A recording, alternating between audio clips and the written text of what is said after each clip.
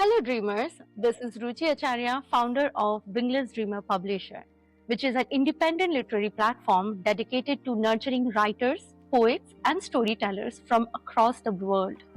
With a strong commitment to the upliftment of English literature, the publisher creates opportunities through writing contests, anthologies, podcasts, and editorial support.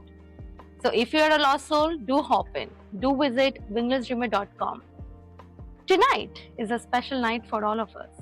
Tonight, we are hereby with a very special guest speaker today, Naa Shika Coleman. Before we begin, let me ask you to reinstate the definition of a story. What is a story? Stories are not just words on a page. They are maps of where we come from, what we remember, and where we believe we belong. In today's episode, we're going to explore the delicate and powerful theme of identity and belonging in literature with our beloved Ghanaian writer and poet Naa Shika Coleman.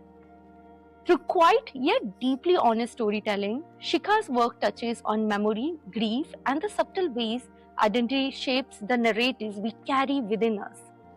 Her writing reminds us that some of the most powerful stories are not the loudest ones, but the ones told with emotional truth. From literary journals to emerging anthologies, her voice represents a growing generation of writers who are reclaiming personal histories and transforming them into literature that resonate far beyond borders. So, welcome to our podcast, Shika. How are you feeling today? I'm feeling good. I'm excited to be here. A bit nervous again. Really excited though. Thanks for having me. No worries at all. We are so proud to claim you to be the grand winner of our writing contest.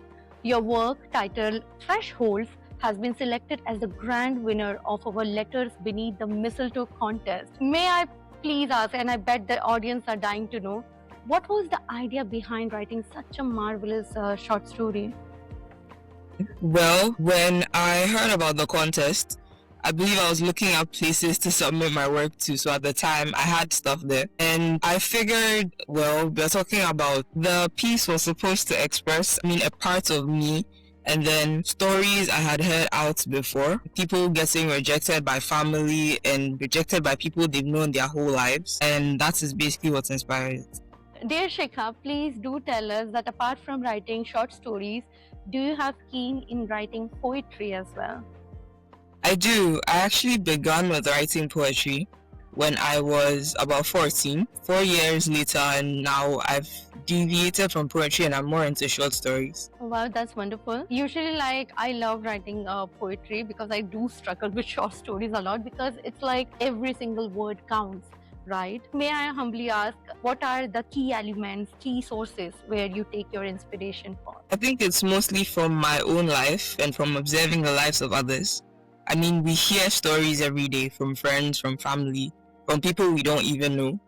But to read those stories, I don't even know how to explain it. I think the actual idea for this story was from something I had heard. A friend of mine and her father had fallen out, and I thought, well, even though I couldn't necessarily put her story there, I could use the element of falling out from family with it. So friends, family, and my own life. That's wonderful. That's wonderful. Well, today's topic is identity and belonging in literature.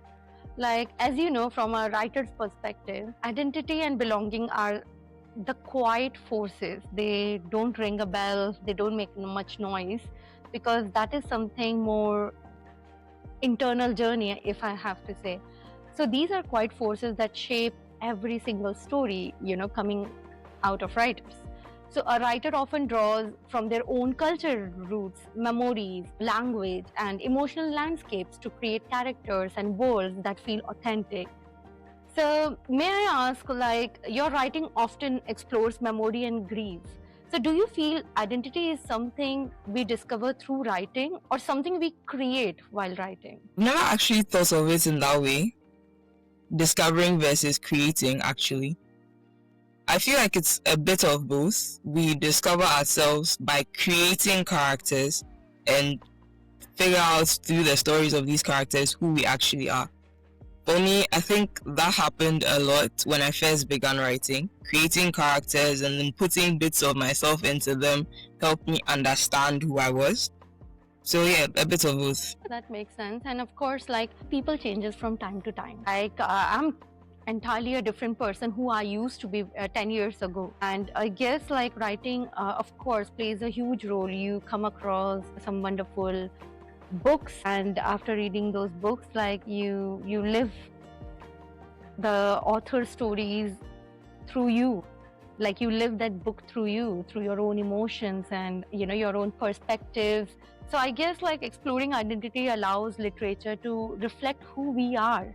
You know, you get a one step closer to know who you truly are, because you're emoting now. You are thinking of emotions which you haven't thought before. That brings me to the next question. As you know, being a writer, many writers feel torn between personal truth and audience expectations. World is rapidly changing, and yes, there are expectations out there from our readers. So how do you balance writing authentically about identity without feeling pressurized from the outside world? It's been hard doing that, actually. I live in a setting where a lot of the things I tend to write about aren't accepted or believed to be true, specifically mental illness and some identities. But I feel like when it comes to expressing yourself, it is the most important thing. Being authentic to yourself is the most important thing, despite the society that you may live in. I found myself avoiding sharing some of my work specifically for this reason. But at the end of the day, so far as what I write helps me and helps other people understand who they are and helps me understand who I am, I think being true to yourself is most important. It's the balance. You figure it out in time. Honestly, I haven't figured it out yet. I'm still learning. I'm still a beginner. But with time, I will come to understand how to balance expectations from family, friends, readers, and to balance my own personal expectations. That's so sweet of you to say that. And you have actually made a very good point that, you know, there are personal truths that we hold. We don't share all of us to the world through our writing. For example, like, I do often write pretty verses for my partner, and that is something very intimate and personal to me. It is not up for publishing. I know it's one of the really nice poem. It will make it maybe, you know, the winner's list, or at least get published in so and so reputed journal. But no, my feelings are not up for sale. You know, so I keep it. It's just only meant to my partner and me, and it stays right there. And actually, that's adds on to the beauty of whole creative process. You know, that you are still safeguarding your authenticity from the outside world. And I guess it is must. Like, I get that when you say that your friends, your family, yes, it adds on a lot of pressure, because again, creative industry is something which for the centuries from different parts of the world has been looked down upon. It has been downtrodden over time. So I guess, you know, we all need to knock out some senses out of people that, hey, human emotions are important. Don't take it for granted, and fight for it. Fight for your emotions and safeguard yourself from Kim Kardashian effect or yada yada, what is there out there in the world. I actually do agree with the fact that in the society today, medicine, engineering, and especially law are viewed as worthwhile occupations, and writing poetry or anything that involves art really are not. I've met people who have changed their paths in lives because their parents have looked down against wanting to be an artist or a painter or just to write, and it's been hard accepting that fact, especially for societies like my own, African society specifically. Our foundations are art and dance and writing, and people tend to forget that this is how we began, so they look on to sciences when how could we understand the world when we don't understand ourselves? That's so true. And over the years, the stories, that's what connect generation to generation, people to people. Like, if we ever travel to another country, we prompt to know the history and the culture of that place. not the statistic, the numerical value of that city. Are you getting me? Like, it's so important to preserve your culture and heritage because that's what binds us all together. So, moving on to the next question, belonging does not always come from a place. Sometimes it lives within a feeling. It can grow from the warmth of people we love, the soil of a homeland, or even the imagined worlds we create to feel understood and at peace. So, belonging can be emotional, geographical, or even imaginary. So, what's your stance like in literature? Which form of belonging do you find most compelling to explore on your own? Belonging in geographical, belonging, honestly, you have to repeat that for me. Belonging geographically, I tend to try and find belonging emotionally. Geographically, it's been, honestly, it's the world today. Belonging geographically is hard to decide. You know, people come from certain places, but they are told they don't belong. And I've just given up on trying to understand belonging geographically.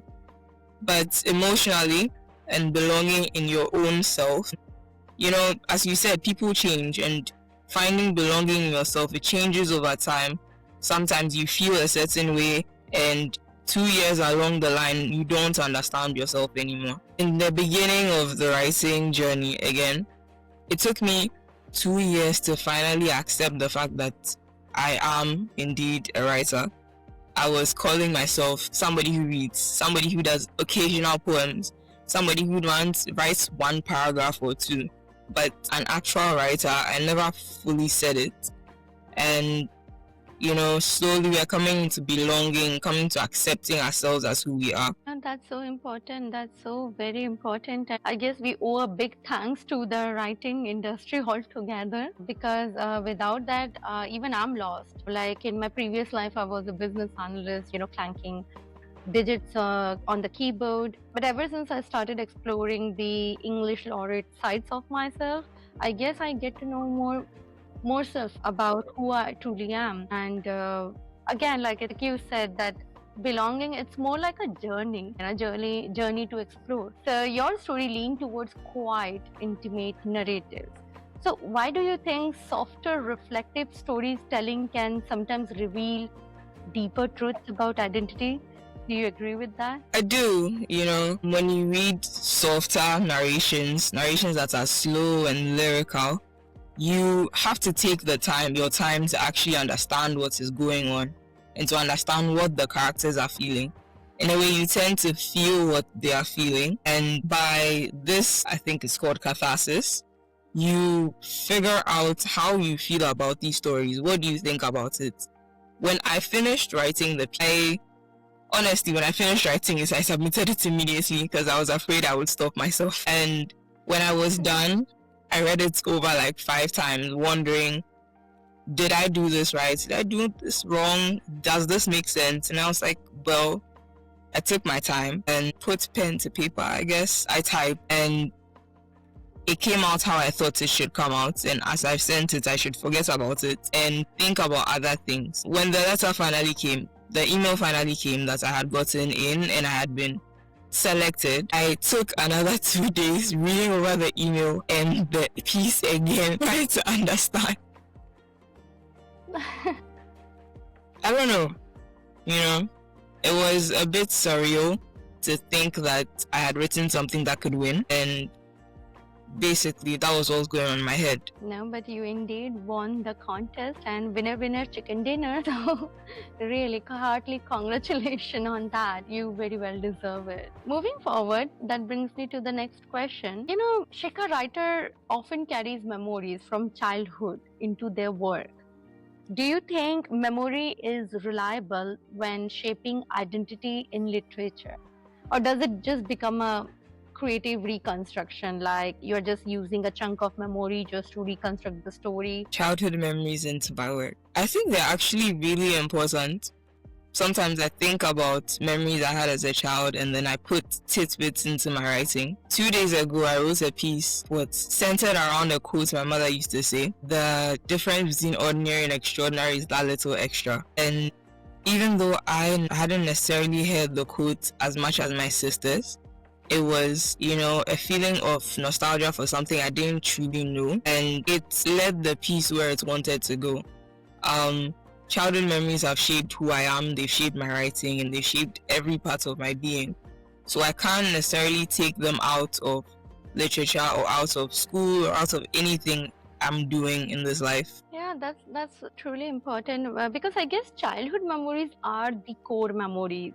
Like we may not remember all of it, but we remember in glimpses, and again, they are like hardcore nail. Like we hammered it into our soul. Like it's unforgettable. It has penetrated into our soul and heart so deeply that knowingly or unknowingly it does reflect in our psychological perspective. So I guess every writer do carry their childhood into their work. Dear listeners, you should definitely hop on to reading Shikha's short story Thresholds in our book Letters Beneath the Mistletoe, because it says it all. Last but not the least, may I ask you, if literature is a home, what kind of home are you trying to build for readers through your writing? Abstractly, honestly, because I can't think of actually building a physical home. Abstractly, a home you could come and just set your things down and lay on the floor and do whatever. Just come and be who you are and forget about everything that's happened to you outside, because you have come to rest, I guess. A place of respite, a place of hope, family, friends, happiness, joy.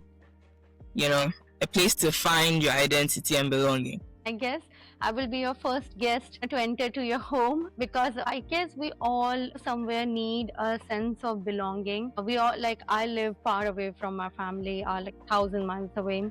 And so do we all. Like, it's not about geographical perspective, but it's more about we need someone to rely or trust upon, even if it's just for an hour in the evening. Like, let's sit, make a toast, or let's sit for a coffee and have a real grounding conversation, blocking away all the noise from the outside world and just be truly who you are. I don't mind my friends sobbing or being totally whacked. It's totally fine, because I would rather see my friend alive than being dead, So, of course, emotions are important. Don't take it for granted, and respect writers for sure. Because I guess, like, through our writing, when it is being read by readers from all across the globe, so someone who is actually lonely, it does give them this platform that they are not alone. There is a writer who feels exactly the same way and has narrated beautifully in their poetic verses or in their short stories. Like, we do have this emotional intellect to sense that, oh yeah, I got you, I do understand what do you mean, I know where you're coming from. So even that invisible thread of understanding, between the writers and the readers, I think it's a beautiful relationship. It's a really beautiful feeling. And I guess that's the reason why we are into this creative industry in the first place. That's why we love writing. So never ever give up on your dreams, I guess. I feel like we can go on and on. But again, like we have to move on to something interesting. It's a game. It's a funny rapid fire round. So are you ready for the rapid fire round? As ready as I'll ever be. That's the spirit. Okay, let's get started. Your current writing mood is a midnight existential writer, a coffee-fueled morning genius, or I will start tomorrow professional procrastinator? I'm going to say professional procrastinator, honestly. Sits in front of a blank page and decide to do it tomorrow. Are you a cat person or a dog person? A dog person. I have a boa bull named Phoenix. Yeah. Wow, that's lovely. Your biggest writing distraction is Instagram scroll spiraling all over your phone, snacks every 10 minutes, Googling random facts for research. Honestly, my answer is not among yours. I'm more of a Pinterest girl. I could scroll there for hours, honestly. Tell me your writer's nightmare. What's your writer's nightmare? Laptop crashes before saving the file. Someone reading your first draft aloud, realizing your character is smarter than you. Someone reading my first draft out loud. I Oh, don't want that draft to ever see the light of day. well, I can totally resonate with that because I go back to my draft like 10 times at minimum. Okay. If writing had a warning label, it would say may cause overthinking, side effects include insomnia, characters may take over your life. Characters may take over your life. The most honest writer confession. A. I sometimes talk to my characters. B. I reread my own lines dramatically. C. I pretend I'm being interviewed by a famous journalist. I pretend I'm being interviewed by a famous journalist every single week. Yeah, I think it's kind of a fuel to your writing career. Yeah, imagine being on a big stage and your crowd is there and all of them are having copies of your book and you're just talking. The crowd will come one day, right? Tell me, the best cure for writer's block is A. Walk and stare at trees dramatically. B. Coffee, then more coffee. C. Panic deadline energy. See, panics, deadlines, honestly, it's only deadlines that move me at this point. Are you more a pen and paper person or typewriter or clanking keyboards on your Apple MacBook? Clanking keyboards on my MacBook. Yeah, definitely. I used to use pen and paper, but Okay. One secret thing that you are afraid for me to ask that question to you in this interview. A question I'm afraid you'd ask. A question I'm afraid you'd ask. A question I'm afraid you'd ask. Honestly, I don't know what I was expecting, so I didn't have a question in mind. I was just afraid the whole time. But it's been good. It's been better than I expected. Way better. See, I told you, easy peasy. Okay, now coming to the last question of our rapid fire round. One sentence advice for writers. Write a story that helps you remember who you used to be. Wow, that's deep. Sometimes we forget who we are and we dive deep into one hobby or one story or academics and we live with doubt, fear, and all of that. So write a story that helps you remember that your life wasn't always like this, On that note, your rapid fire round is over and well done, Shikha. Give a big pat on your shoulder. Thank you. Before we come to the concluding statement, from the bottom of my heart, I really would like to tell you, Shikha, you are an amazing person. You're a breath of fresh air. Our editorial board, we truly love reading your work. Keep writing, keep submitting to us, to other journals, because your work, it needs to be heard, it needs to be read by, readers, writers, lovers, loners, everyone, from all across the globe. It has really a fresh perspective. Trust me, coming from an editor-in-chief who does this for a living, so it does has that core element that makes it stand out. So no, never ever give up on dreams, and remember, block the naysayers, block the noises, focus on your craft. I will. Thank you. That's really comforting to hear, honestly. It's been great having this conversation with you. Yeah, I'm very grateful to have one, very grateful for the opportunity to have been submitted in the first place. And as we close today's episode, I want to remind our dear listeners of something simple yet powerful. Life is rarely as effortless as it appears on the surface. Behind every story, behind every curated moment, every graceful smile, or every seemingly perfect frame, there is a human being, and quietly overcoming their own storms, discovering their own identity. So if your life doesn't look polished right now, that's what truly matters, is that you keep moving forward with honesty, courage, and a little kindness towards yourself. Don't be stagnant. Don't be stuck. Keep creating your own stories, good, bad, let it be. But create a story, one that is not just beautiful to look at, but deeply meaningful to life, meaningful to yourself.